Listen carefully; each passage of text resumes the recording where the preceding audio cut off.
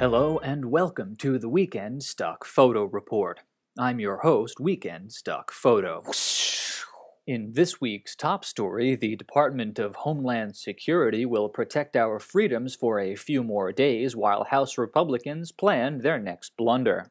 The slow-burning battle over Republican plans to condition DHS funding on reversing President Obama's executive actions on immigration was expected to reach a climax when funds ran out on Friday. But things got really hot and heavy when House Republicans failed to say yes, yes, yes to a longer extension in funding hours before the deadline.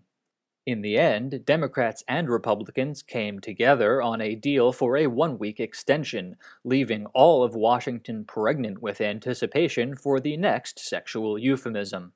The Department of Homeland Security was formed by President George W. Bush in 2001 and was initially an object of ridicule for Democrats and liberals. But now that Republicans are smacking themselves in the face with it, the same Democrats and liberals will happily pretend that letting funding lapse is tantamount to treason. That's politics, suckers.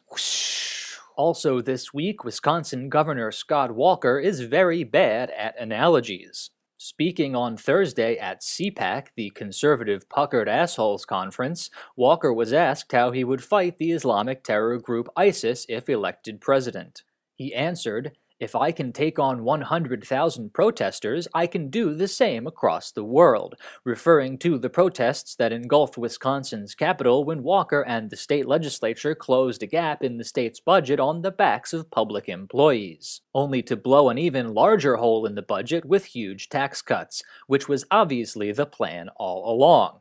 Walker later complained to the media that his comments were misinterpreted and that he did not mean to compare protesters to a marauding medieval death cult, even though that's exactly what he did.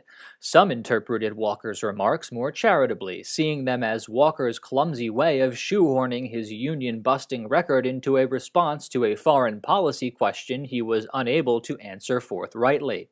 And it appears to have worked. Walker's strong second-place showing in the CPAC straw poll indicates that conservative voters have little doubt that Walker is committed to destroying everything that decent, thoughtful people hold dear in this country.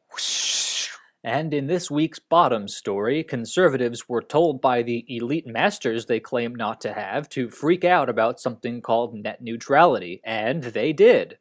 On Thursday, the Federal Communications Commission approved net neutrality rules to regulate broadband internet providers. These providers will not be allowed to force websites to choose between paying extra fees or facing reduced access to internet users. To many conservatives, this is more evidence that President Obama is a willing tool of Satan, a mythical figure in Christian theology who hates cable companies. People who know what they're talking about do not expect the new rules to cause the destruction of Western civilization. But if you expect informed, reasoned analysis to persuade these people, then you're as dumb as they are. Coming up next, can this dead clam predict the stock market? Of course not, stupid. It's fucking dead.